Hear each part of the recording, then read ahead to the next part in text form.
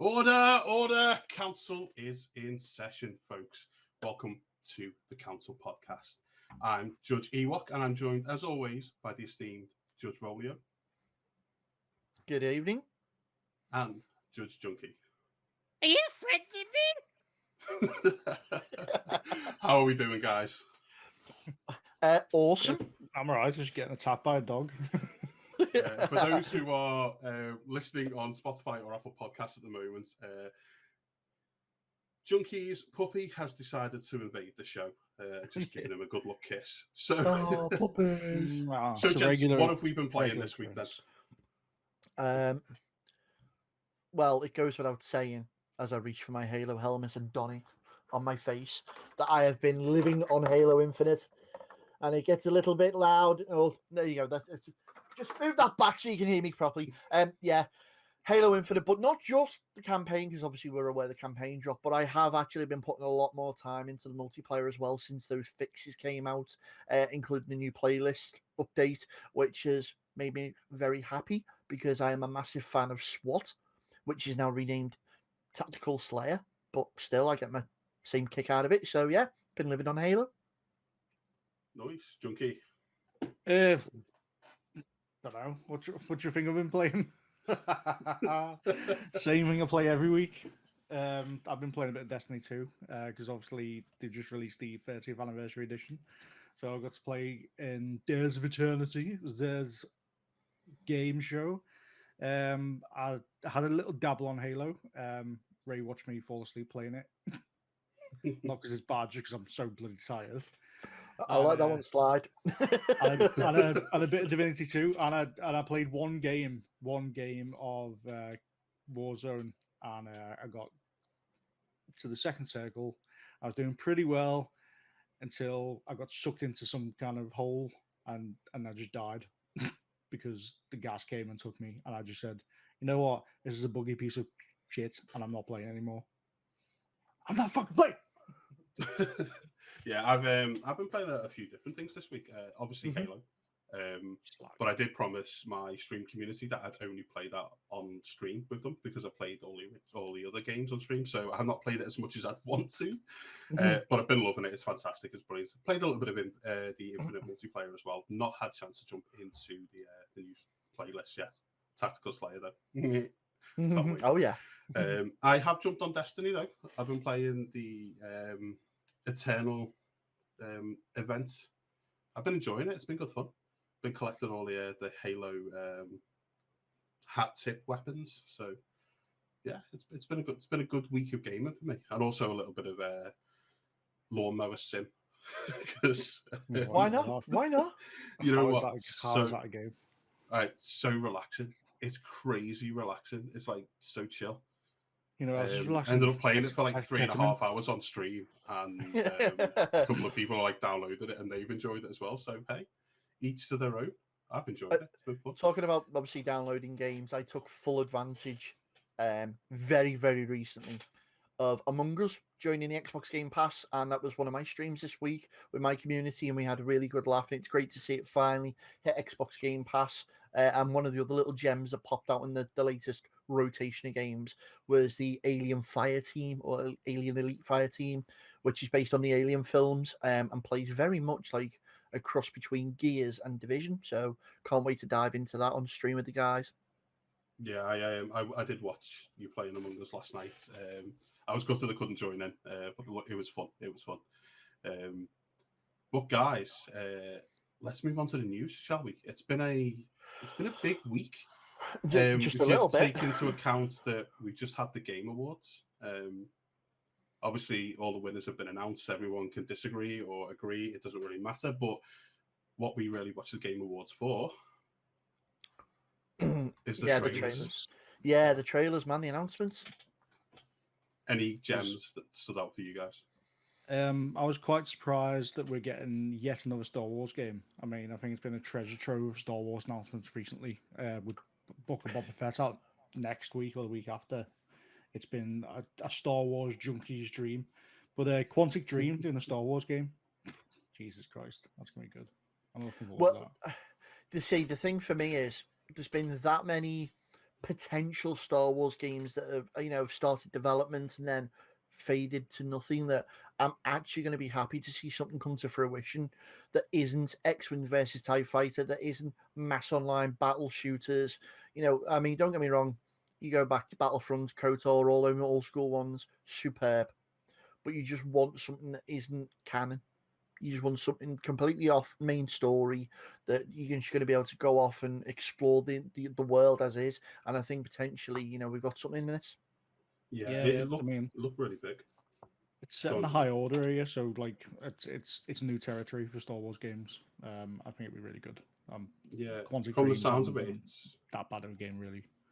yeah. From the sounds of it, it's multi-story, so multiple characters intertwined in story. And I think as a Star Wars fan, as a Star Wars game fan, like I've been in love with KOTOR, and I love my Battlefronts and stuff like that. But now that EA have lost that exclusivity, we're going to start to see a lot of interesting takes, I think, on the Star Wars lore, and we're going to see some good games popping out in the next few years, hopefully.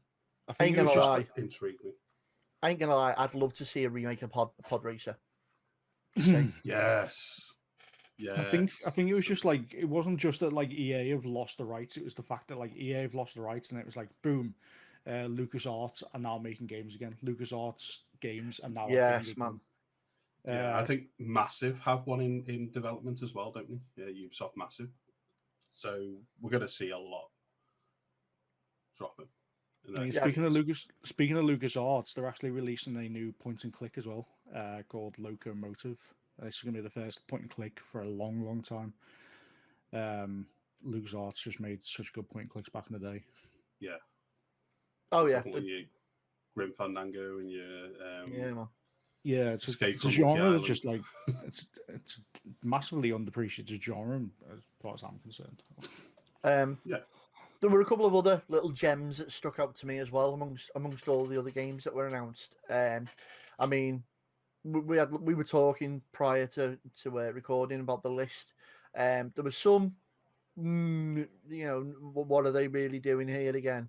And then there was some, wow, did you see that? And I think one of the wow, did you see that from me was Hellblade 2. The graphics on that. Yeah. I thought I was watching. I know they said it was in game, but I thought it was one of those trick like in-game engine and cinematic thing. But it looked incredible. Well, for anyone that's obviously played Senua's Sacrifice, you kind of get a glimpse of where they're going with it and the potential they've got. But man, they just knocked this out the park. Yeah, it looks absolutely amazing. It's going to be the first game that's actually developed in the Unreal Engine as well, which is Speaking of which, obviously, yeah, we got to dabble in that this week as well. We got a little Matrix preview. So, any of you guys had a chance to play it? Yeah.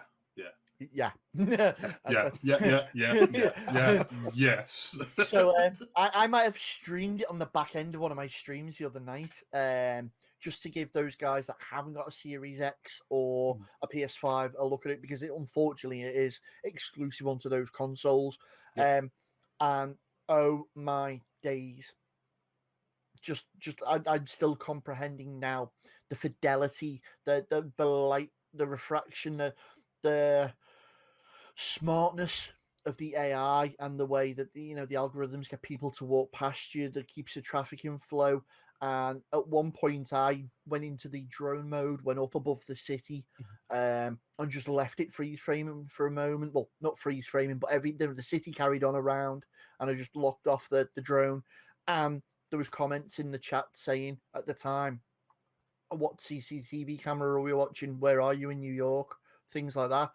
It's unreal, literally, trademark. And I can't wait to see the potential with it.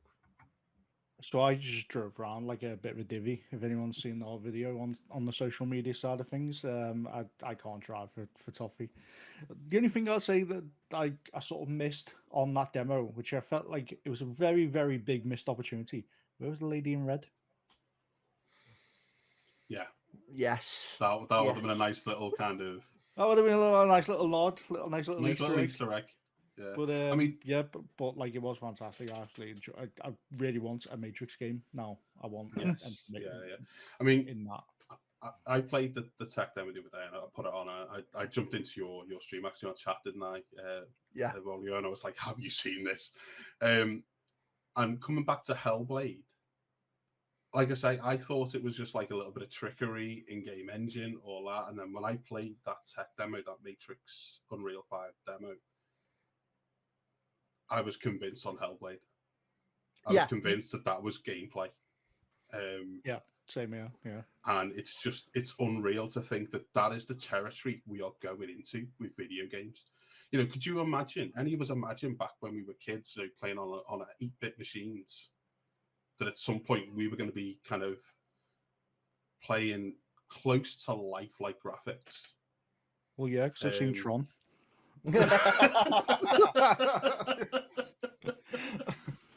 It was the dream. It's always been the dream, hasn't it, to have that, like, is that real, is it not? But yeah, you can kind of see, I mean, don't get me wrong, I kind of asked my chat at the time, I said, okay, so I have seen, obviously me seeing it firsthand, looking at the monitoring and then getting the source first, I can make the definition between recorded Keanu Reeves and CG Keanu Reeves. Yeah. But I asked the chat too, and a lot of them couldn't.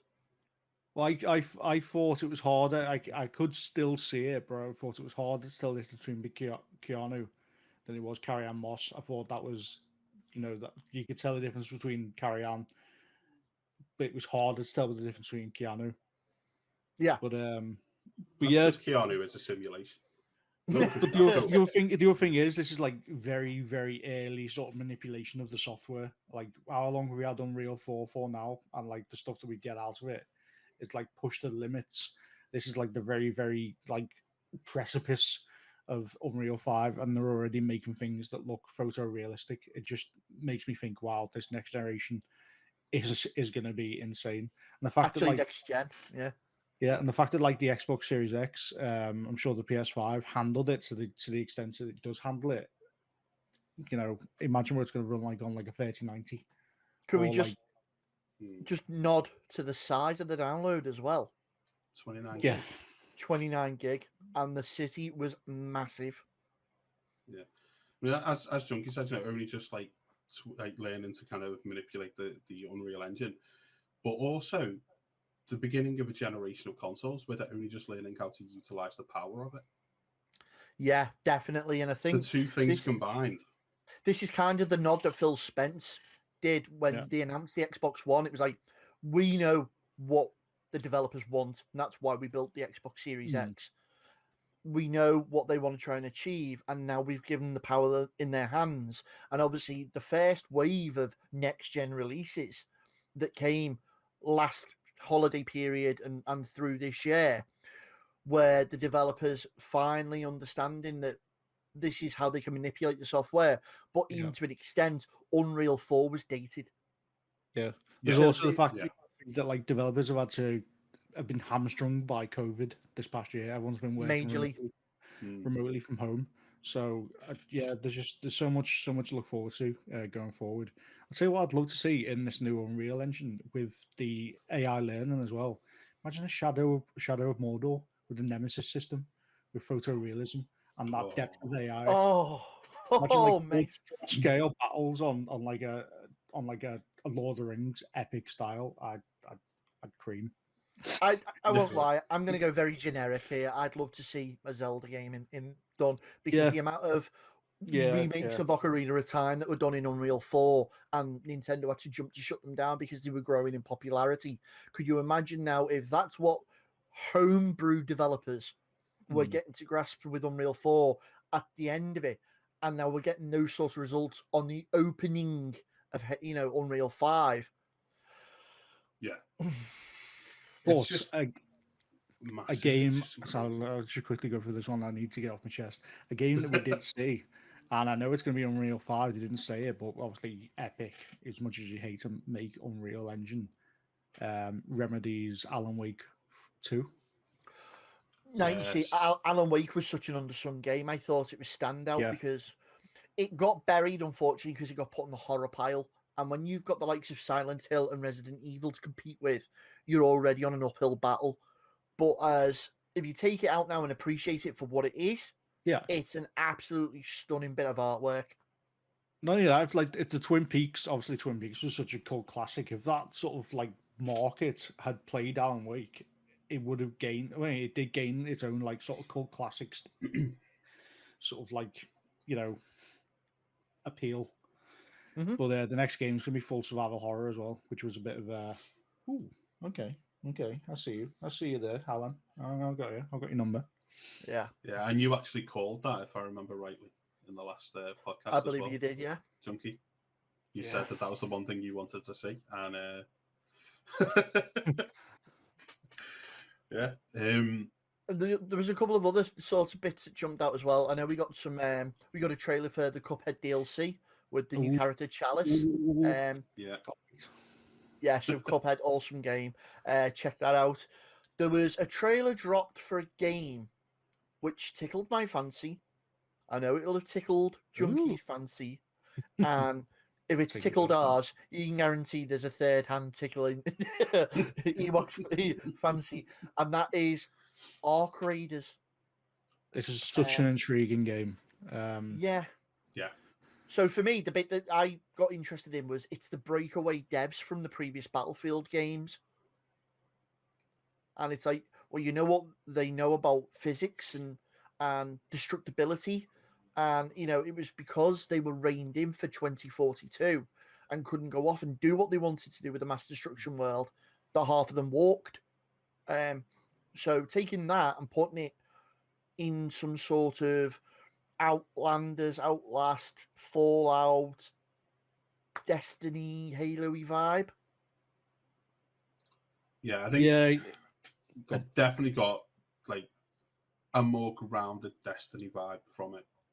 Watching it. And it's so intriguing because this is a game space. There's been so many challenges to Destiny's thrown.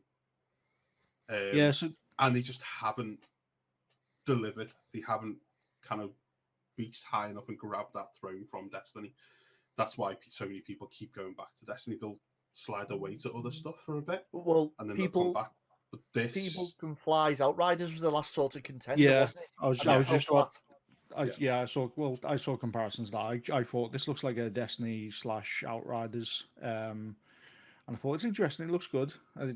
Now you told me it's like from the outskirts of a 2042 company from Battlefield, then even more. It's sort of like this might grab people. I think you hear it bandied about every single year. Oh, this is a Destiny killer. This is a Destiny killer. Is it a Destiny killer? Probably not. I think the franchise is too established now. Is there room for another Destiny-esque game? Obviously, definitely, Division is the only one that comes close to it. But obviously, it's a completely different genre, so it never really touches that player base. This possibly could, but then Anthem was meant to do the same thing, and we all know what happened to Anthem. Don't. Pour a one for my bro on the curb. But the thing that this game could do, and we all play Destiny. Junky more than most. Yeah. But what I tend to find with Destiny is I'll go and play it. I'll play the new content for a while. I'll play the story, and then I'll drop off. So you'll play for about an hour then? You filthy casual. What this game could do That'd be sick. is fill that gap for a lot of Destiny players who kind of drop away from, after any new story or DLC that's dropped on Destiny and they played it and they drop off it for a little bit. That could be the game that fills that void. That they drop onto that game and then they play through that one until the next story beat hits. I think it could find a very good home there. Yeah, I agree with you. But at the same time, I find that I don't know whether it's because I'm so Bungie brainwashed, for better use of a word. I will literally play my Titan on Destiny. I will do all the DLC. I'll get to not necessarily the light cap level, but I'll usually float just a couple of numbers under. Yeah. And then that's it. I've probably done everything by that point. And then for me to make that jump from where I stand to max light cap and maybe just beyond, is the grind and the multiplayer and the daily quests and things. And that doesn't entice me about it, because if I wanted to do that, I wouldn't have bought any other game but Destiny, because that's how it plays. You need to commit to Destiny. And for me, I can't. I enjoyed the game because it was made by Bungie. It felt so much like Halo. It was a natural progression. And then it got very World of Warcrafty, very grindy, very you must come back on every day and do these set of challenges. All we're going to do is just rename them, reskin them. And it was at that point you go, no, that's not what I signed up for. That's not what I bought. And you broke away. Now, for me, I naturally progressed back to Halo because it was the most fluid thing to progress back to. That, or you go completely opposite end of the scale and you end up wanting the multiplayer PvP aspect, and you'll go and play COD or Battlefield or something. I think they've sort of acknowledged that aspect of it, and they have changed a lot. And you'll see a lot of people like myself will say it now. This is it's not Destiny 1, but it's as close as we've been to Destiny 1 on like a narrative level. And I think they've grasped that like your side of that audience as well with the power levels. So like you said, you'll only ever get to like say 5 or 10 to 5 under the max level. Yeah. And you don't need to be max level now, because max level is purely for like the end level activities like master dungeons, which you don't need to do unless if you're, committed to the game, then yeah, that's for you. But if not, then it's like, right, I'm happy to just jump on now and again. I can be this level and I can play on the lower tiers and just enjoy it for what it is, and then come off and then jump back in. Exactly. All it does is give you that like 10 point level boost when the next DLC comes out, so you can potentially get there faster to the next milestone and go, all right, I'm dungeon raid ready for the world's first. But your average player doesn't care about that, so it doesn't really matter. So it works well in that sense. Since we're on Destiny, we may as well talk about the Witch Queen trailer. Yeah, I saw that as well. Yeah. Game Awards, which was quite interesting because I think it's the first time we've seen a live action gameplay trailer, which is not done since the beginning. Original trailers. I believe so. Yeah. I think they did one for the launch of Destiny 2, but the less we say about the launch of Destiny 2, the better, really. Well, I was going to say, I think in fact that is the last time we saw it, because we saw the three Guardians, wasn't it? And it was the whole Gary the Space Turtle going into the Red War, and that was literally the last time we saw a live action trailer from Destiny. And the Hunters one with Cade, you that's do it right. for the loot. Yeah, that's the one. For the puppies. Yeah. So it looked really good. I mean, we've seen quite a bit of what's to come. We already know what's to come because it gets leaked so much, and Bungie themselves they just can't hold the piss. Just spaff it out all the time. So yeah, I'm excited for it. I'm always excited for it. It's Destiny. What do you guys think? For me, it's got I don't know. I'm kind of still got a sour taste in my mouth about the whole Sunset thing and the removal of DLC and it coming off Game Pass, and the way just the whole manner in which it's been dealt with. I think that's what soured it for me. However, I'm still invested in the narrative, and I love reading the lore behind it. I love the fact that when Beyond Light dropped in the special edition and the collector's edition cases, there was hidden messages which the community didn't realize until almost a week and a half, 2 weeks later. And then there was this mass community getting together of trying to decrypt secret messages. And then we finally broke the law on Anna Bray and the Braytech facility and her sister. And obviously I won't go into it in case anyone hasn't played it. But superb. And it's the little things like that. Well, exactly. But it's that sort of thing and the level and depth that Bungie put into those games and that and the little nods, and you know what the developers are capable of.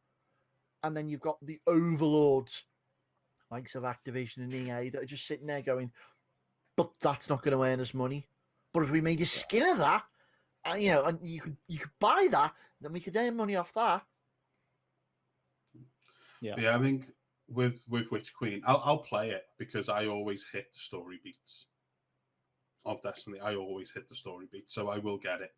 Whether I pony up for the deluxe so I can get the dungeons comes down to whether or not I actually dedicate to doing some dungeons, because I've never really done them. I want to, but I've never really kind of pushed myself to do it. I hit the story beats, play some of the seasonal stuff for a bit until I'm maxed out on the season pass or on board, and then I move on. But coming back to survival horror, fuck off, Destiny. coming back to survival horror very quickly, because it's something else that you give a call out for the other week as well, Junky. You mentioned Silent Hill.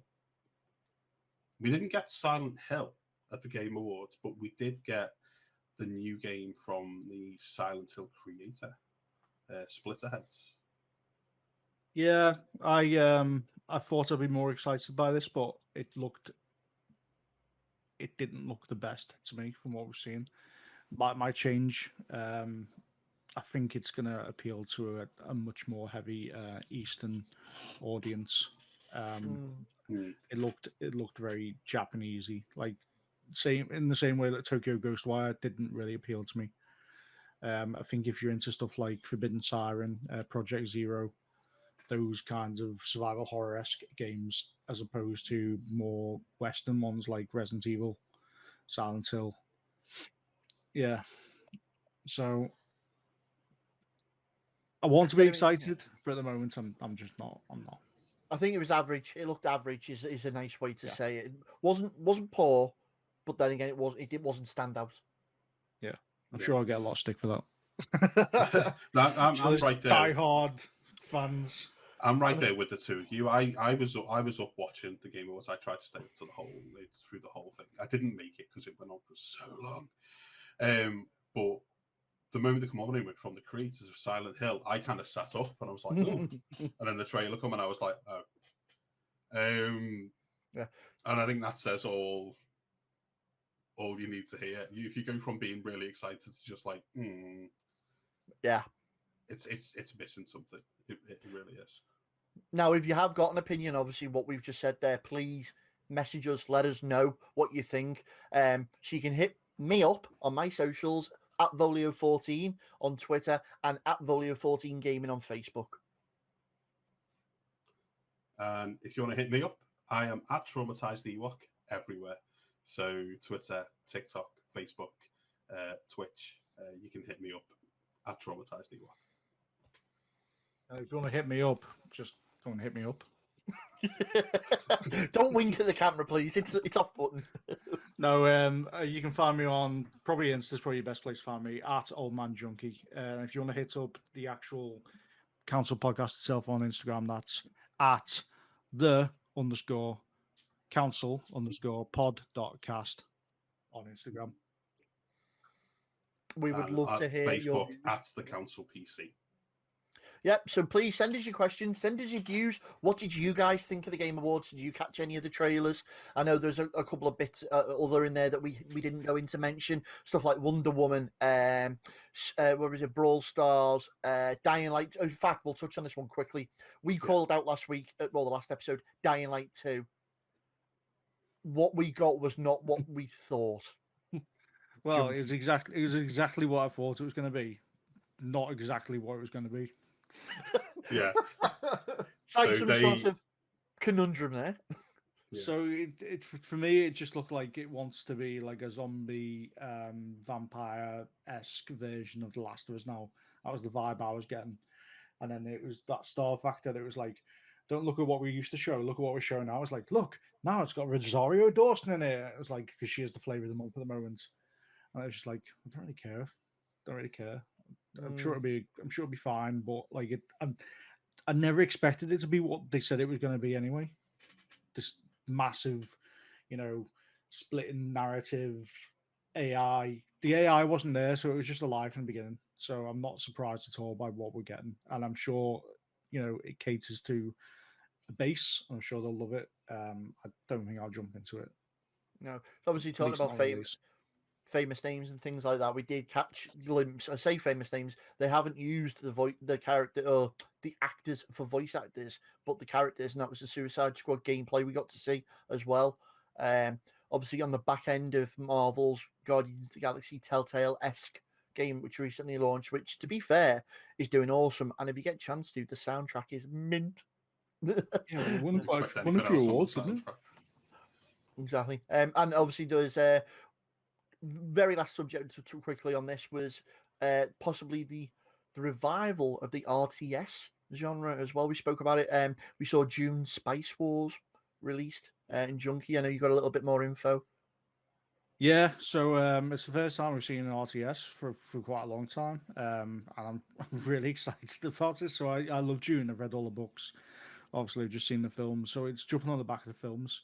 But coming on the back of like the RTS revival, the Renaissance, we're getting Terminator: Dark Fate Defiance in 2022. That's going to be an RTS, and I believe not much info has come out at the moment, but I believe there's a new Stargate game coming out, which is also going to be an RTS. So I wouldn't be surprised. Me and Volio were speaking about before. We would not be surprised if we get an announcement at this year's E3 saying that Halo Wars 3 is going out. And I don't think anyone would be particularly bothered if it did, because Halo Wars is a fantastic RTS. Well, yeah, Halo Wars has done well to. What a lot of people don't realize, and this is the Halo nerd in me coming out now, that Halo was originally meant to be an RTS, and it was at one point one of the lead developers said, "I wonder what it'd be like if we could go from an RTS view and actually go down to playing the character a bit like they originally did with the hot swap on Battlefield Modern Combat 2." And they went down to one of the troops, which was called a Spartan, and thus Halo was born. I didn't know that. But yeah, RTSs are hard to do on a console. Let's be honest here. They are built for PC. I would never even play it on a console. I usually I wouldn't play it on a console. Same with things like Baldur's Gate. I wouldn't play that on a console either. Divinity works on a console, but I prefer it on PC. Diablo works. See, well, Diablo 3 worked. I don't think Diablo 2, the original, would have worked. But I've not played the remake. Well, for me, Halo kind of helped port over the ability to play RTSs on a console. Now, don't get me wrong. Back in the day, Command and Conquer, you had all those. Yeah, Red Alert, superb. But this really showed how fluid you can transition from PC to console. So I've got high hopes of hearing that. Wouldn't surprise me if we saw maybe another Gears Tactic 2, because that seemed to do well. That whole sort of XCOM genre of the whole rotation, planning again. I think there's potential things on the market or on the horizon that Xbox could really run with. However, will they ever come to fruition? Yeah. Well, we could go on for another hour or so on the Game Awards. I think with all the stuff that we saw.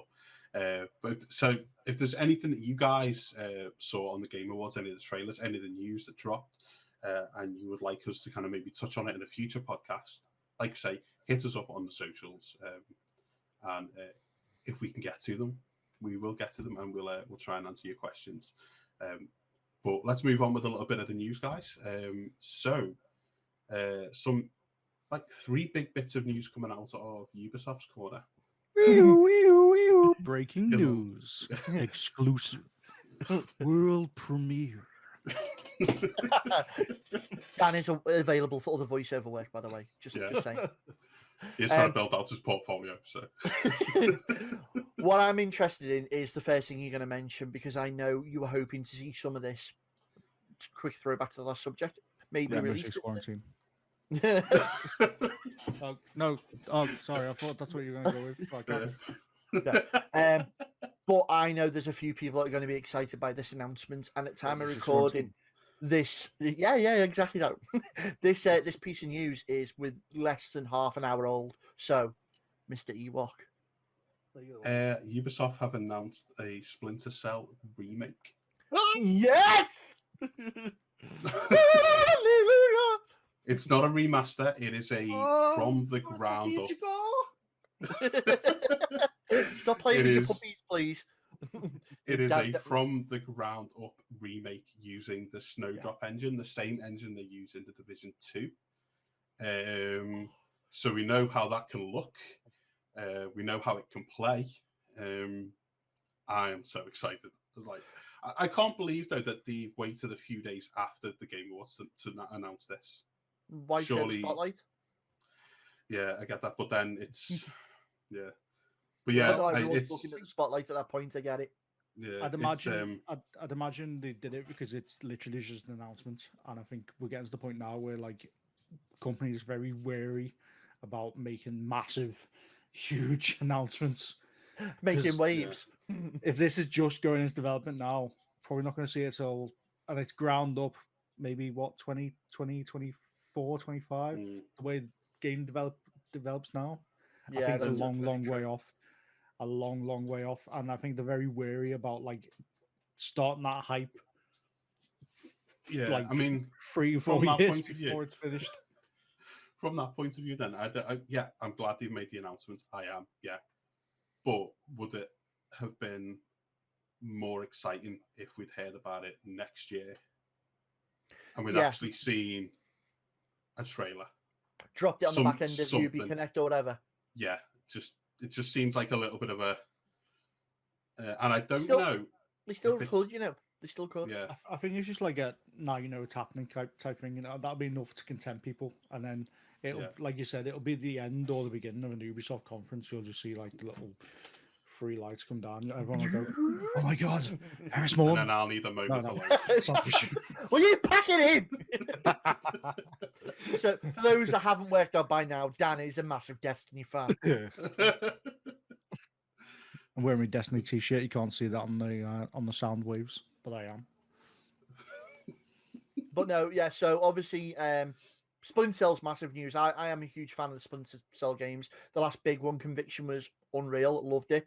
But for me, it was always the little nod back to the multiplayer from Double Agent when it was Spies vs. Mercs. I love that game mode. One of the very first times, and I remember a story told to me by one of our good friends over at Womb to Tomb there, Spotty Dog. Him and a mate used to play with open mics, and there was a section where you were able to capture one of the opponents and take them in like a chokehold, and it'd be open mic for a few seconds, and they always used to grace their ears with, "Hello, is it me you're looking for?" Snap. That'd be the last thing they'd hear. Oh, how tempting would it be? Like you just grab them, like I've been trying to reach you about your extended warranty.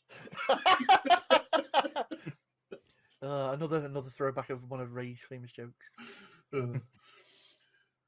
Have you got 5 minutes to talk about his Lord and Savior, Jesus Christ?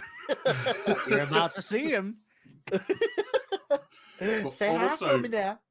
Also from the Ubisoft corner, Rainbow Six a not Quarantine. so exciting announcement, No. Division 2. Okay. They announced last year that they were going to try and support it into its third year, and they'd need a year to make the content. And then announced this week that they are delaying the new content from its February title update window to a later date. No date confirmed. So I've genuinely got to ask at this point, are you surprised? I don't know if it was the optimist in me. I thought it'd drop. I thought they'd made us replay, seasons 1, 3, and 5 rather than like 1, 2. If they'd made us go 1, 2, 3, 4, 5, they'd have give themselves some leeway, I think. Because they've gone seasons 1, then 3, then 5. They've left themselves nothing after this season. So I honestly thought it's going to drop. And they even extended this season like Destiny has with thingy, to get to that February window. So I was optimistic that it was going to drop. But maybe I should have known better. Well, again, for our lovely listeners at home, if you haven't worked out by now, as Junky is to Destiny, Ewok is to Division, and I am to Halo. So there, now you know our 3 favourite games. But yeah, no, I think for me, in a year that has been plagued by lackluster releases, underperforming, overhyped titles, unsupported, desperately help needing games, and with everything currently going on, it doesn't surprise me it's been pushed back. I mean, it was hopeful when we heard Homeland announced, and then it was hopeful again when they said, "Oh, we're going to continue supporting Division 2." But I don't know. I think Division and Ubisoft need to take a serious look at what's feasible at the moment. And and just, do we throw all the developers onto Homeland, get that out? That'll tide people over. Then we can work on the content. Put a quick patch on it. Or do we struggle on and pray that our fans don't get bored? Yeah, that's going to be the problem after this season. What else is there? There's only so many global events you can do before you kind of go, onto the next thing. Well, that's it, isn't it? But speaking of content, a game of Ubisoft's that isn't shy on it and is getting more, Assassin's Creed Valhalla. Oh, what a game. What a game. Announced on the 13th that it was getting crossover stories with Odyssey, and Odyssey was getting crossover stories with Valhalla. And then they dropped on the next day. 2 games I've not completed. Then he dropped them the next day, and they also announced the brand new DLC, Dawn of Ragnarok, which drops sometime early next year. The first time they've supported an Assassin's Creed game into its second year as well. Yeah, well, it was bound to happen, wasn't it? Like the way things are going, and like I think we're getting to a point now where, like we've talked about before, you can't expect game developers to just make a game every year. Like, it's not feasible. And I think this is probably the best way to go about it. And even the price point, £30.99, I think Dawn of Ragnarok was retailing that. So it's not going to be a full game. It's going to be like it.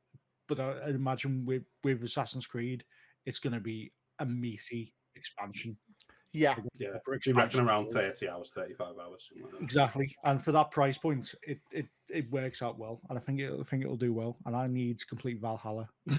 You're not the only one. I've got to finish mine, but I'm going to throw over to Ewok very quickly.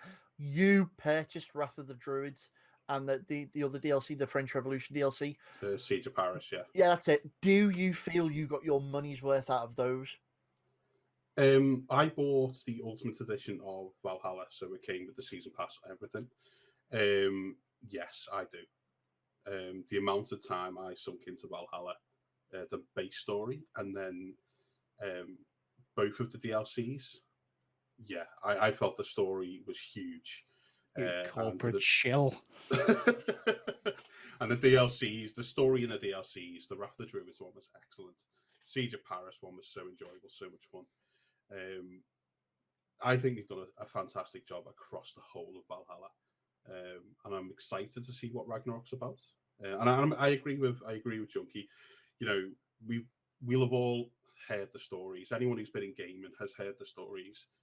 All the crunch and stuff like that, and devs being put into like crunch hours and stuff like that. And it's not good for devs. It's not good for the games. No. It's not good for consumers. The only thing it's good for is shareholders' pockets. And I'd rather them say, you know what, we're going to support this game for 2 or 3 years whilst we make the next one.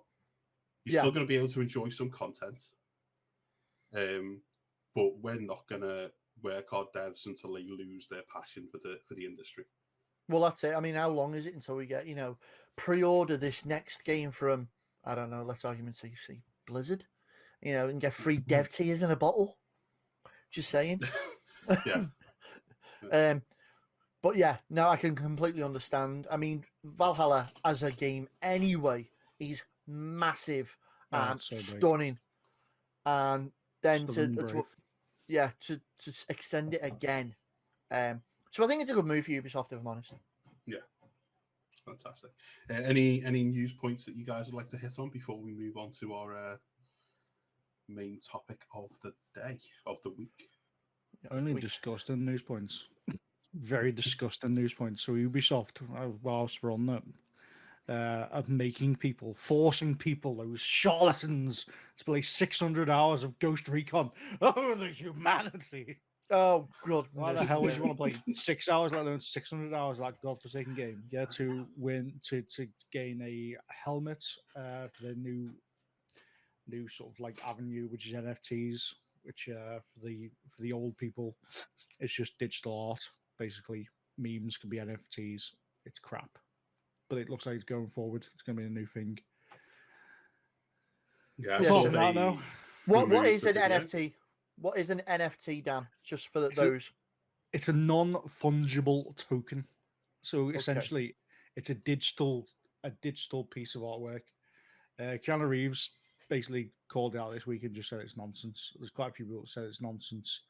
It seems like it's the old guard versus the new guard at the moment in regards to all this like technology. But a few people seem to be going gun ho into it. Ubisoft seems to be wanting to make blockchain games, so games where you can essentially mine like crypto mining. By playing the game, you will be crypto mining to release more sort of digital currency, and you'll get a percentage of that, and they'll get a percentage of that, and they're hoping that, like, people buy into it, and that'll increase the price of it. And Peter Molyneux is jumping into that sort of like dirty circle as well. Mr. Molyneux. Mr. Molyneux, the face of gaming that just won't die. Yeah, so the original creator of Black and White on the PC, and then headed up Lionhead Studios for Fable 1, 2, and 3, and then stepped away, thus killing Lionhead Studios. Yeah. So yeah, that Peter Molyneux. Peter Molyneux. All this blockchain and NFT stuff is just it's killing it's what insidious. gaming is meant to be. Yeah, it's insidious. Like the devs looking at creeping it into games. It's if you're looking at creeping it into a game, then you know that your actual player base doesn't want it. So why are you bothering? Well, like Ubisoft tried to creep in Rainbow Six. yeah. Let's throw it back to that. Let's throw it back to that. But no, I'll tell you what. Right, and we'll segue now. It's beautifully smooth, but are you ready? So talking about sneaking things into games. Okay, let's talk about I don't know, a little company called EA when they first back in 2014 released what essentially was playground soccer card top trumps into their FIFA game. But then to earn those packs, you had to buy them with something called a microtransaction. And just like that, gents, we're in the main topic. Dominoes. So smooth. Microtransactions. Yeah, microtransactions. Now, this is a subject I could talk the hind legs off a donkey off. But first, let me make a statement and set my stall out quite clearly. I have used microtransactions. I have purchased. Yes, I have purchased content because I wanted it. I have bought V-Bucks. I have bought FIFA Ultimate Team packs. I have bought skins on games. I have even on free-to-play games bought pay-to-win items because that's the nature of the business. But for me, there are two main areas that really grind my gears. One is the abuse of microtransactions, and two, unfortunately, and is outside the actual microtransaction itself, is the behavior associated with microtransactions. And I'll go into depth a little more about that a bit on. But for now, gentlemen, I've come clean and confessed I have. I must throw over to yourselves now. And I don't mean battle passes. Have you ever done a microtransaction? Oh, too many to note. Yeah. Obviously, I had to buy the Die Hard skin in Call of Duty, and then I had to buy the Judge Dredd skin just because that comic book skin looked absolutely ridiculous. And there's probably plenty of other games that I have actually dabbled in microtransactions. I know I've done it in Destiny for a few things. Yeah. So I mean, what do we mean by microtransaction? Okay, so a microtransaction is a purchase that you're making in-game with your own real money after you've already bought the game. So classic examples, skins on Call of Duty, silver in Destiny. I could go on and on. V-Bucks, FIFA Ultimate Team points. I mean, obviously, I say FIFA, just Ultimate Team points in general with EA, because obviously they have a hockey Ultimate Team as well. And at one point there was a Madden Ultimate Team, basketball Ultimate Team. Yeah. So, yeah. I think it's only fair that you guys get a bit of mic time first. Junky? So I'll just say that the game itself is the macro transaction, and the microtransactions is what you when you get. Does anyone remember? Does anyone remember what the first instance of microtransactions actually was? Yes. Bethesda will forever be infamous for it. Enlighten me. The I know armored it was. horse. The armored horse in Oblivion. Yeah, so it was an armored horse in Oblivion. That was the first instance of microtransaction, and everyone went absolutely bloody ballistic. Oh, I'm not playing for this. I'm not paying for a stupid skin on a horse. This is ridiculous. And back then, it was just cosmetics. It wasn't even pay to win. It was literally just cosmetics. And everyone said it was the worst thing in gaming, and it would never take off. If I remember rightly, it was like £2.39 or something silly like that. Yeah, Oh, it wasn't even that wow. much either. It wasn't even that much either. It wasn't like it was like a big deal. It's interesting that like Bethesda pretty much sacked it off as well. Obviously, in things like Elder Scrolls Online, it breeds a microtransaction because it's Right. it's an online game. I'm going to touch on that now. Okay, so you will notice that there are two types of microtransaction: those associated with a free-to-play game, and those associated with a macro game where you've had to go out and purchase based content that not necessarily means that that game is online, but may have online elements. So I'll throw it out there, guys, first. Probably the biggest market for free-to-play software is the mobile platform. What do you think the top 5 highest earning mobile phone games were this year? I'd imagine Candy Crush is still up there. It is. Genshin Impact. I would say Genshin Impact. Yeah. Clash Royale. No. Ooh. Call So, of Duty Mobile. no. In 5th place at current time of recording, with $108 million worth of microtransactions, is League of Legends Wild Rift. Oh yeah. Right? Grenier Free Fire, 110 million. At number 3 is Candy Crush with $160 million worth of microtransactions. A lot of candy. Delicious. In second, PUBG Mobile. You know what, I was thinking that, but I was like, if it's as much of a wreck as the actual game, then So what's number one? Is it COD? 197 million. Ooh. Okay. Honor of Kings is number 1. Honor of Kings. I've never even heard of it. Not I even heard of that, can't no. expect. I can't expect you to say COD Mobile because I know COD Mobile is quite. Right, so quite Honor big. of Kings, probably big in the.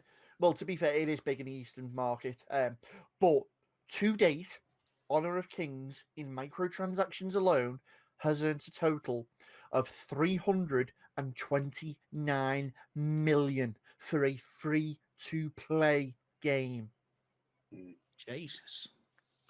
You see, now this is where I don't know if you guys like might kind of pull me over the coals on this, but I honestly think microtransactions, I don't mind them in a free-to-play game. Right, I don't mind them at all because the game's got to be supported in some way. The devs have got to be paid in some way, and they've got to make a profit. We know that. I totally agree with that. Yeah. But I don't agree with this, the pay-to-win aspect on some of these games. 100%, 100%, and it is the fact it's forced on you sometimes as well is ridiculous. Yeah, if you wanna be able to kind of keep playing today, you've got to buy this energy. If you want to be able to compete in this thing, you need to upgrade your player to this level. Yes, have the microtransactions there, but keep the playing field level. Yeah, That's my take on the free to play genre. And the thing about it is as well, you'll always notice it's some subtle way of getting you going. So, for example, you start a game up, it'll automatically give you some of the purchasable coins just to tickle the taste buds. And then what will happen is it'll, suggest that maybe to build this next thing that you're trying to build, or to progress in this next area, that you can speed that time up by using some of these coins. Yeah. And it gets you in, and then it'll offer, for just 89p, you can get the starter bundle where you'll be able to get this character, or insert generic item, whether it be character, armor, whatever, then this energy refill, or this really exclusive skin, and so on and so forth. Oh, and you'll be able to get some pieces or coinage or value, and then purchase that upgrade quicker. And that's how it starts. Now, that's a free-to-play market, and like I say, I can get what you're saying in the sense of devs have to be paid, servers have to be paid for, the lights have to be kept on, water has to be run, people need feeding. I get that. But there's a way to do it, and I think with the free-to-play, you kind of got to nod to the fact that if you're going to play a free-to-play game, you're going to encounter microtransactions. Yeah. Now, that's what I was saying, well, when Junky was saying before about the Elder Scrolls Online. Elder Scrolls base game is now free-to-play. Destiny is now free-to-play. That's why you became so microtransaction heavy. And to an extent, even the DLCs are microtransactions officially, because you're paying to add on to a base game. Especially now, and we've talked about it over the past few weeks with Destiny, everything's becoming like segmented content. Everything's been dissected, and it's one of the things that I'll never agree with. Especially when you're vaulting content, when you're taking content that people have paid for away from them, saying, well, that's gone now because there's not enough room. The game's going to get too sluggish. But you can buy this one. Yeah, exactly. Now, I don't like the way it's going, and we spoke about it at length, so I'm not going to go massively into it. That's all I'm going to say on that aspect of it. Okay, so taking that into a fact, okay, we expect to be free-to-play games. What about those AAA titles that you just worked a 40-hour week for and decided to treat yourself at the end of the month to go and buy? Which do you think are the naughty ones there? Okay, because right now I'm looking at the list of the top selling games this year. Now I know which ones have got microtransactions in, and I know which ones don't. Okay, and it doesn't surprise me to see the order of the list. So, if I was to say to you now, the top selling games of 2021, what would you expect to see in there? Well, in terms of microtransactions and all stuff like that? No, just like the top selling AAA titles. Trying to think what did well this year. Yeah, FIFA, probably Resident Evil. I think that did quite well. Call of Duty. Call of Duty, obviously. Just trying to think what's actually come out this year. Right, well, I've got the I'm top guessing 10. multiple sports titles like Madden and things like that. Yeah. Okay. Top 10 best selling games of 2021 so far to date. In 10th place, Far Cry 6. Does Far Cry 6 have microtransactions in it? Yes. Yeah, we'll do, yeah. Cosmetics. Exactly. Right? Marvel's Spider-Man Miles Morales, number 9. Does it have microtransactions? I shouldn't imagine it would. And I don't think it does. I'm trying to think back to the other Spider-Man. I don't think that did, apart from its DLC. So, I was going to say, like, it shouldn't, because it's just a single player game that you wouldn't get anything from. But then when you look at Far Cry 6, it does, because Far Cry Far Cry, like Assassin's Creed, and what drew lots of ire last year when it came out, has pay to win aspects, or pay to escape the grind, pay to double your XP, double your pay to advance, to get through faster, which just icky. Carry on. Right, number 8. Best-selling game of 2021, Pokemon Brilliant Diamond Shining Pearl. Now, I know for a fact it does not have microtransactions. No, it's Pokemon Go when it comes to microtransactions. Pokemon Unite. Well, yeah. Super Mario 3D World at 7. No. Now, again, no microtransactions. Are we noticing the theme here, though? Certain games are launched by a certain platform, and studio don't really do it. Yeah. Number 6, Battlefield 2042. That at present doesn't have a full microtransactions. It Not does full have a game at purchase. present. No, exactly. It does have a purchasable season pass, but even the pass isn't out yet. But I get the feeling that stuff is coming because just earlier this evening, I claimed a Battlefield 2042 pack in Twitch Prime giveaways. Okay. So, Um, top 5 top selling games of this year. Number 5, Resident Evil Village. Does it have microtransactions? No. New. Number 4, this may shock some people. MLB The Show 21. And that does. You can buy stubs for your player and stuff like that. You think that's can, sold. so- I think that's sold quite well because it's on Xbox for the first time. So it's now multi-plat. So it's at 4th place without including the downloads from Microsoft. Oh, okay. This is physical copies sold. Yeah, that'll be the PlayStation platform is always going to sell well on there, wasn't it? Especially in And the States. The reason is because for a microtransaction, you could get what was called the Player 2 experience, whereby you could share your game with a second player so the two of you could play together. Right. Number 3. Third best-selling game of this year, Madden. That does. Microtransactions to high heaven, because every American football fan will go out and buy it every year because there's nothing else out there for us to compete. Yeah. Whereas a soccer fan might go out and buy FIFA, but may be tempted by PES or something else. No, it's about PES now. Well, that's it. Or no one's ever buying anything again. eFootball. Not now. However, until that point, there was other variety available. Yeah, I get There it. are no other NFL games on the market. No, So you've only EA got college football games like Maxim football and stuff like that, and you haven't got even if you can get hold of them. Yeah. So it doesn't surprise me. It makes a lot of money, and then they push the Ultimate Team in that more than they do out of FIFA. The second best-selling game to date, Call of Duty Vanguard. Oh, Number 1, Call of Duty Black Ops Cold War. World of War. Yeah, World War. Yeah, no, sorry, Call of Duty Black Ops Massive Cold renaissance. War. Cold War, the number 1 best-selling game of 2021. Does it surprise you that the top 3, even 4, are microtransaction littered? No. Not at all. Not knowing Right. the companies that make them. No.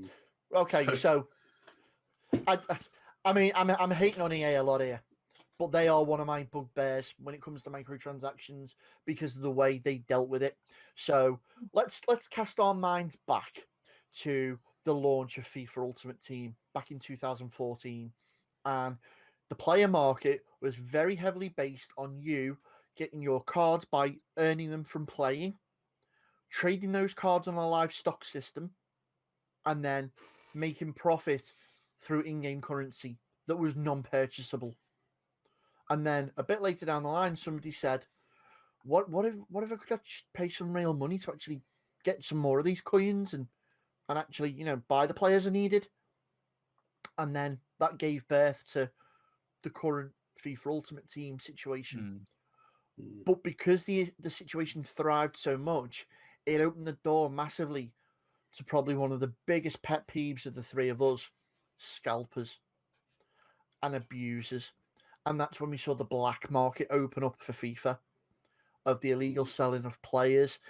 And EA's answer to that was, well, let's just make people pay money to get a license to play online separately. That way, even if they're buying it pre-owned, we're going to earn money. And then on top of which as well, they've got to pay this license to play Ultimate Team, so we're going to earn off them anyway. Guys, I've already bought the game. Why do you want to keep rinsing money out of me? Yeah, EA have been so unscrupulous with it. Literally, just they're not even kind of bothered that they're doing. I mean, when they were kind of thinking about like the gambling sides of it as well, and they were like, no, it's just surprise mechanics.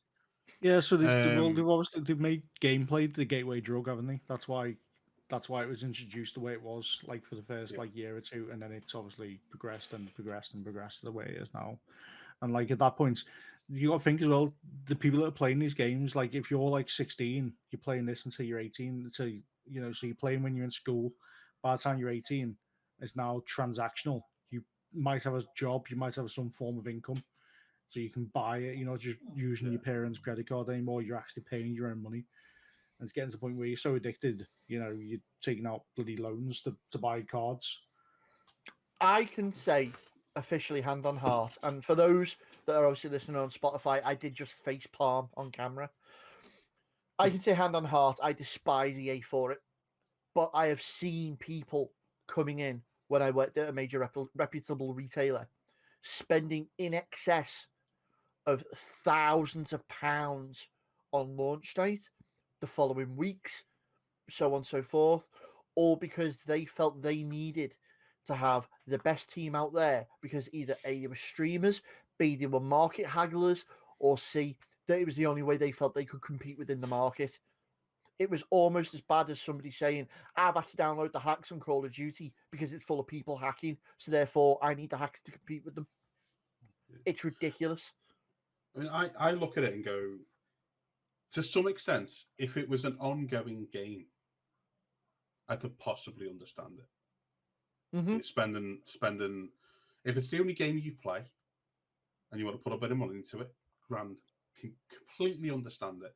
Yeah. If it was an ongoing game, like an ESO, like a Warcraft, so if Ultimate Team wasn't just year on year, if it was independent of actual FIFA and it was ongoing, so your team, you constantly developed your team and you ranked them up and then you had to replace them with better, I could understand that. But EA know that these same people who were dropping thousands of pounds into it in 2015 are coming back in 2016 and rebuilding, and they're doing it again. You've hit the nail on the head there. 2016 and doing it again, and the fact is, it doesn't carry over. You have nothing to show.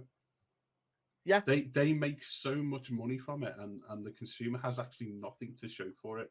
So how much money on that proviso? Because you've hit the nail right on the head there. On that proviso, how much do you think EA alone off FIFA Ultimate Team has made this year?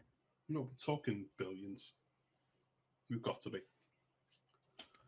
Right. So if I say to you that EA alone this year from microtransactions has earned 5.6 billion, of which 1.6 billion of that is FIFA. $1.6 billion. So conversion rate probably about 1.3 mil English pounds. 1.3 billion. Yeah, 1.3 bill.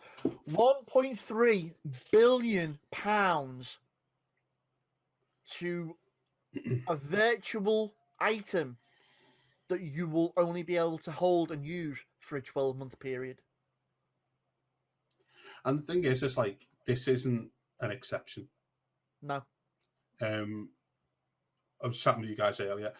Look at Activision and all the income they've made from microtransactions and all the post-launch transactions from their games. This year they're at 5.7 billion. Well, sorry, in 2020 they were at 5.7 billion dollars, all in all. And if you go back just 7 years, it was at 1.6 billion. So you've seen a rise of 4 billion in the last 7 years in microtransactions alone. And they say, oh, we need to put these in to support the game. Well, did it really need to be £20 for a cosmetic outfit?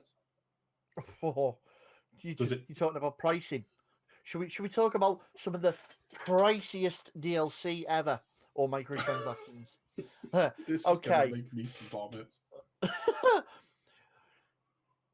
The famous fighting game Dead or Alive had the fifth reiteration of the game, Dead or Alive 5 Last Round.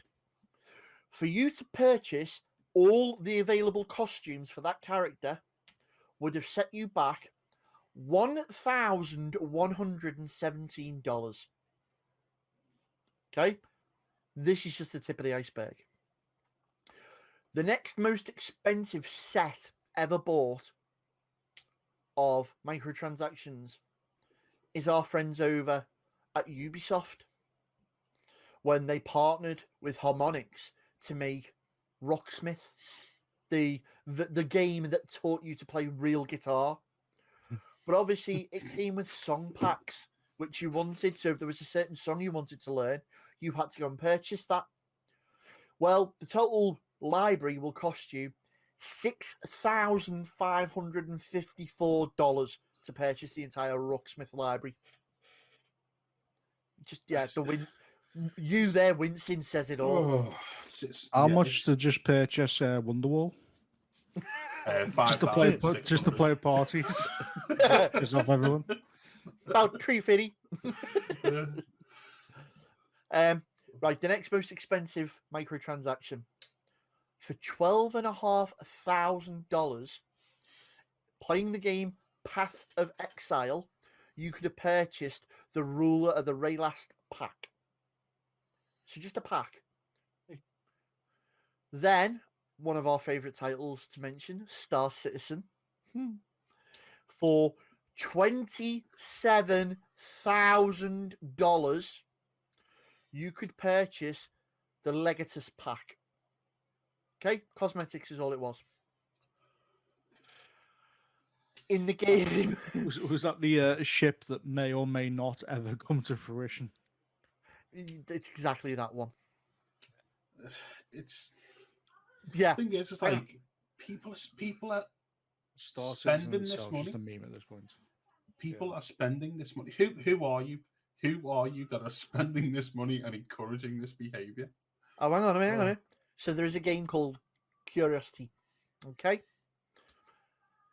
You can buy a diamond chisel for $77,000. I can make a diamond pick in Minecraft for free. And of course, still held in the Guinness World Records as the largest microtransaction ever spent was Entropia Universe for $6 million, real money. Somebody bought the planet Calypso. Now, the story behind that one is there is a mineable resource in the game that is only available on this planet, and very similar to the way that Atlas operates, you would tax the people operating or mining upon that planet a certain amount and receive back from them. But because they paid the $6 million, they own the complete rights to the planet, so they can kick off or allow whoever they want on that planet. And there was a whole movie made about this because the resource is called Unobtainium. Yeah. It's an imaginary, it's a make-believe planet with a make-believe resource. I need a whiteboard here, like 6 million and then microtransaction with a big question mark. That's not a microtransaction. That's someone buying that's a yacht, a house, a plane. So yeah, they're the most expensive microtransactions ever. So okay, admittedly, when you're looking at like $8.99 for X amount of points or V-Bucks or whatever, that's minimal. Now, we talk about microtransactions and battle passes or continuing content. There are certain games, and again, I know I keep hitting on these, but Fortnite, Call of Duty, that to an extent have done it correctly, whereby when you make the microtransaction to purchase one pass, there is enough coins or units earned within that pass if you complete the pass to then purchase the following season's pass. In a way, I don't blame them for that. That's a clever play. Yeah, and I mean, you're only ever making one commitment then, aren't you?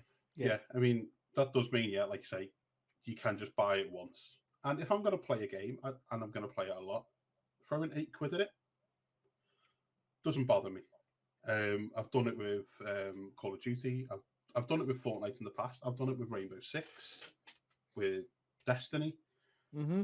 You know, if I'm playing the content, I'm happy to support it. And like you said earlier, if you're only playing that title, you want to invest in it. I get. Yeah, I know I keep hating on FIFA. There's a lot of people that will only play Ultimate Team and stuff. So when they're spending hundreds and hundreds of pounds, it's because they're enjoying the game. However, they shouldn't have to spend them hundreds and hundreds of pounds to enjoy it. What I don't like about a lot of microtransactions, and it comes down to outfits and things like that, is, to me, and this could be controversial, but I'm going to say it, some of the tactics are quite predatory. Oh yeah, definitely. So Epic, for example, will know that it's mainly kids playing their games, and these kids don't have 15, 20 quid to buy an outfit, but they will bug their parents for it. And they don't want to miss out. So they hook the kids in with the latest fad, and then the kids don't want to miss out. The kids bother the parents buy it for a quiet life. And that's how they make... That right there is my second point. The behavior that comes with microtransactions, because it's breeding and encouraging that behavior in not just necessarily kids, but players, but it is mainly, let's be honest here, Call of Duty these days isn't meant to be played by anyone over the age of 22, 23. You know what I mean? It's a kid's game. It's been made so it's pick up and play. For God's sake, you've only got to look at the stylings of Fortnite, the graphic stylings. It's cartoony. It's tongue-in-cheek. It's meant to be played by kids so that they can hit kids with content. There is a reason why when you're watching TV coming up to the Christmas period, it is full of kids' toy adverts, because they know kids are susceptible. And once they've got an idea in their head, a kid believes that is the only thing. They've got to live, eat, breathe that idea to survive. Pitch that along with peer pressure society in the likes of schools and stuff, and it is a breeding ground for I need, I want, I must have. To fit in. And with the modern social media networks these days, you know, the pressures from the peer pressure that could be labeled as bullying in a lot of cases is easier accessible to somebody. I can drop somebody a message via Xbox Live. I could go on their TikTok. I could tweet them. I could Instagram them. I could take a photo of them on Snapchat, manipulate that photo, and put it on the world, you know, on the internet for the world to see and mock, because they refuse to purchase one item. And it is ridiculous. I have seen it again working in this major reputable retailer, that I have heard the horror stories of parents not locking down their consoles or their purchasables because half of the time is they're unaware. You know, they've bought the console for the kid because the kid's asked for it. They don't go through the full security routine. They're unaware that the first time they put their credit card details on there to purchase the online membership to allow the console to play or play online, i.e. Xbox Live, PlayStation Plus. You know, they don't realize that those bank details, those purchase details stay on the console because they just want to get in and out the shop, because they want the easy life from the kid. They don't want to spend the time with the guy selling it who are going to go through all the security features with them. And please, guys, this is one thing I will desperately endorse and push here on the Council Podcast. Check our Facebook pages, our Twitter. I will put all the security stuff on there for you guys to know how to safely lock down your consoles, whether it be Switch, Xbox, or PlayStation. I'm a big ambassador of that. We actually had a friend that had that happen to them. So her son and her son's friend actually spent £4,000 on a credit card on Boom Beach tokens or whatever the in-game currency is. Luckily, they managed to get it. They managed to get it all back, but it just shows how easy it is, and it does happen. It's not always the case, though. I know sometimes, that was down to the discrepancy of the bank. The bank said, "Yeah, okay," but I've seen it. You probably see it yourselves in the paper. There's usually a story once a week now where a family have been robbed of £13,000 or something daft like that, and the bank said, "Nah, not a chance. Your own fault." It's their discrepancy at the end of the day. It's your fault. Yeah. I've seen those memes, those TikTok videos where the kids have ordered all this shopping through the Amazon Alexa or whatever, and it's turned up and the mother's credit card bills through the roof. I've seen all those. I've also seen it where I'm standing there and I have got a mother in tears, broken down, because her son has decided that he needed the latest players on FIFA Ultimate Team. He needed the latest dance on Fortnite. He needed the latest skin on Call of Duty. So has racked up thousands of pounds worth of debt that they didn't have out of their bank accounts. And then her answer, after bursting her eyes out crying to me, telling me all this, was, "But I'm just here to buy some more points for him to keep him quiet." Yeah. Get a grip. I think that comes back to what I was saying earlier about the kids, like just banging on until they get what they want with these microtransactions and stuff like that, and parents just giving in for an easy life. We are in a generation now where the consoles are babysitters. I think you hit the nail on the head the other night when we were talking. And it's just, I think microtransactions, whether we like them or not, they're here to stay. But I honestly do not think they should be in any games that kids, that aren't rated for kids. If it's an 18 plus, crack on, put your microtransactions in. An adult can make that call. They shouldn't be in kids' games where kids can be influenced, where kids can be bullied, where kids can be kind of pressured into, having to have this. If anything, have it so that the parents can actually purchase the stuff for them from their account and gift it. But don't have it accessible that is the way there for, for the kids to be looking at and shoving the store in the kids' face constantly. It's just, it's so, it's predatory. That's what it is. Predatory, It's sort of like setting you up from an early age to be in that mindset. Yeah, definitely. I mean, you boot up most games these days, and the first thing once you've got past the initial loading screen, the press A or whatever, or press X start, you get in there, and it'll be a pop up for the latest bit of download content or the latest microtransactions. The biggest one of that, Call of Duty, Warzone. The latest skin packs are out. You must buy these skin packs because X, Y, and Z YouTuber, Twitcher, or whatever are using them. Oh, and don't forget to use, their supporter code as well, so they're earning off you because you want to be like them, because you're easily influenced. And it's not always kids, let's be honest.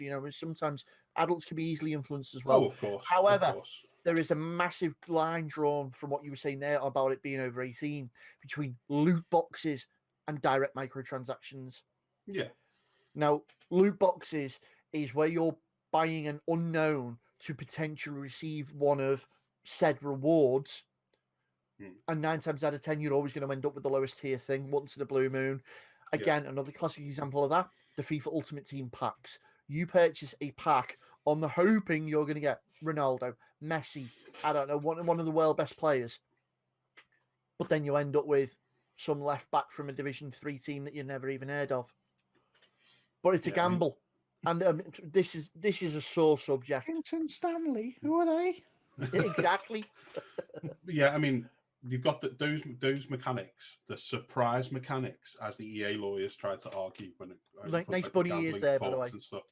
Yeah, sorry, I was making quotations for anyone listening on Spotify and Apple. They're in a lot of games, aren't they? So they're in Overwatch. They're in any of the that EA was the flagship sports one games. that kicked it all off, wasn't it? Yeah, they're in Rainbow Six with the alpha packs, all things like that. And yeah, it is. In my mind, it is gambling. You are spending real money in the hope that you get the content that you want. To some degree, the stuff where it says, if you give me £10, you will have this outfit. You know exactly what you're buying. Yeah. Same as going into a shop. You want to spend that £10 as an adult, you want to go and spend that £10 on that outfit. Grand. It's your money. Have fun. But to say you can buy 5 of these packs for £8 and you might get something nice. No, it's gambling. It is gambling. But it's worse than gambling. It's in a video game, so it's not that bad.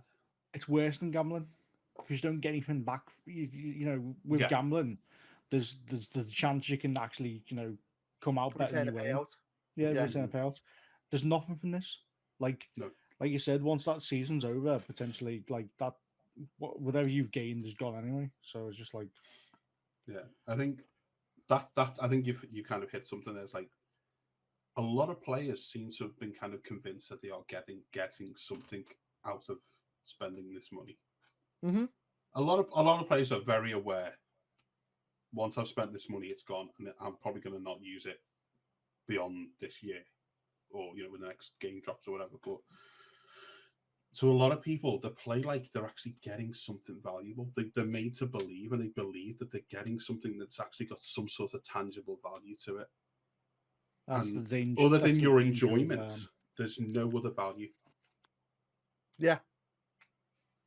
Well, that's the danger of these blockchain games, and that's what. Yeah. It's very sort of like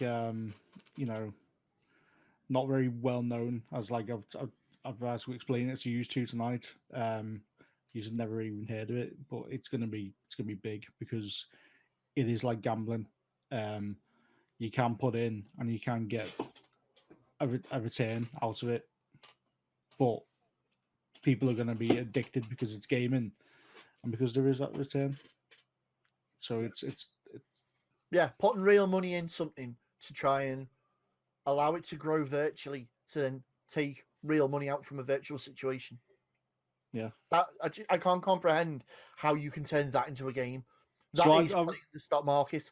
So I'll tell you, this week I've got friends that have been playing a blockchain game called THE Arena, and they put in real money. I think one of my friends in works put in £300, and he got a loot box, and the character he got out of the loot box was worth £1,000 on that marketplace. He could have tangibly sold that character for £1,000, but he carried on playing the game, and he's made on the game in the space of, I think it was like a stake. So like the money he's put in to the actual game, he's had to stake in, and then he couldn't withdraw any of the coin he's earned in game, which is a block, like a crypto coin he's earned in game. He couldn't actually sell that for 21 days. That's how they get it. That's your stake.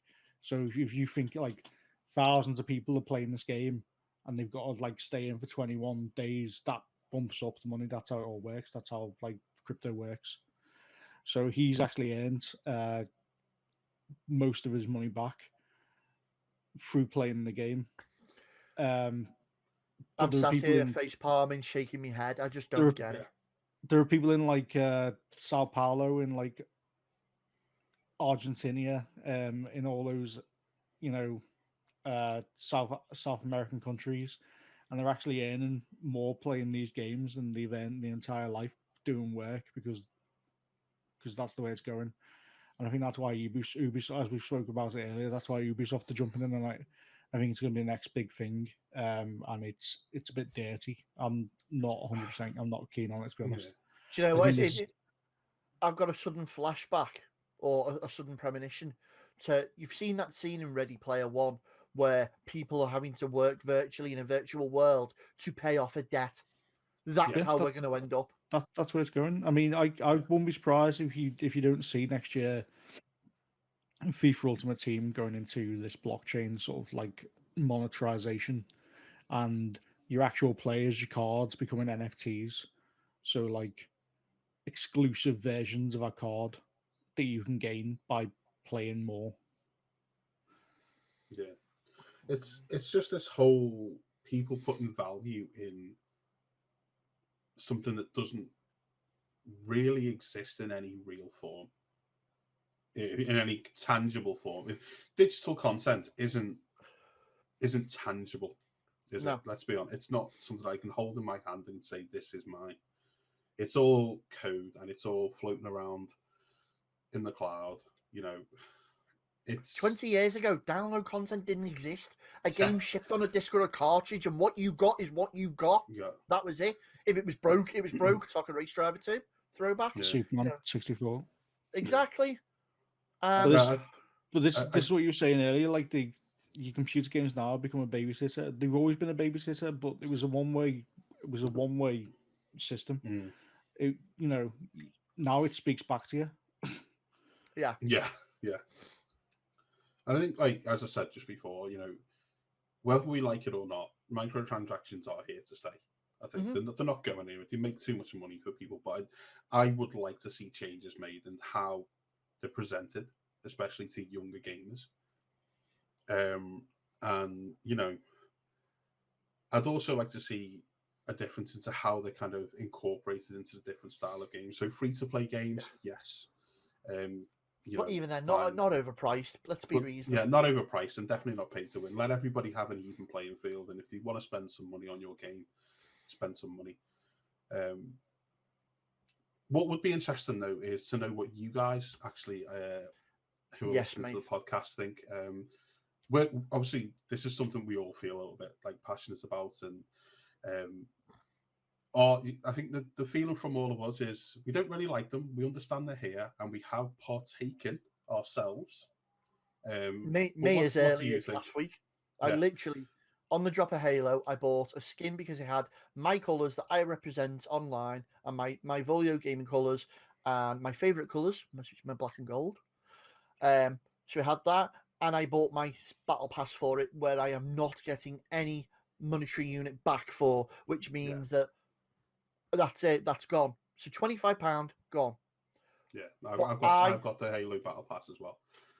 Me too. I'll probably won't even play it. Me, son of mine, my choice. I budgeted for it. I knew I could afford it. I wanted to invest in it because that's my passion. Halo is my biggest passion. I wanted to experience everything about the game that could be thrown at me.